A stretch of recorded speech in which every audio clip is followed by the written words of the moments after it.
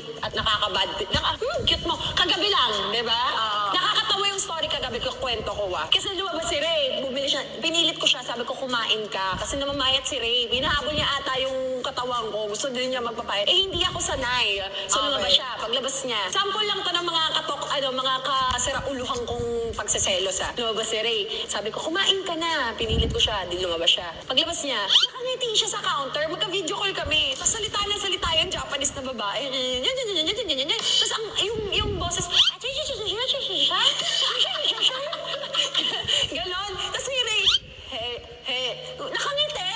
Sabi ko, babae yun Tapos sunod-sunod yung salita. Yun pala, iniisa-isa yung mga binibili. Sabi ko, sino yung kausap mo? Bakit nakangiti ka dyan? Sabi ko, hiningitian mo na yung mga kahera. Siya nagpumilit sa partner niyang lumabas. Ngayon, siya rin gagawa ng away. Ito nga yung mga hindi siya yung toxic. Parang natawa lang si Ray. Sabi niya, mahal mo nga ako. Sabi niya, Bel, matanda yan.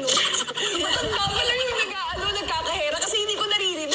Siya lang yung nakatos nakangiti siya. Kaya pala siya humingiti kasi matanda yung bakla nakakaloka ka. Nakakatawa. Hindi naman siya kumbaga sabi ko, sino kausap mo? Humingiti-ngiti ka pa. Gano'n. Sabi ni Daddy Ray, mahal mo nga talaga ako. Sabi ko, diba, baliw na baliw ako sa'yo.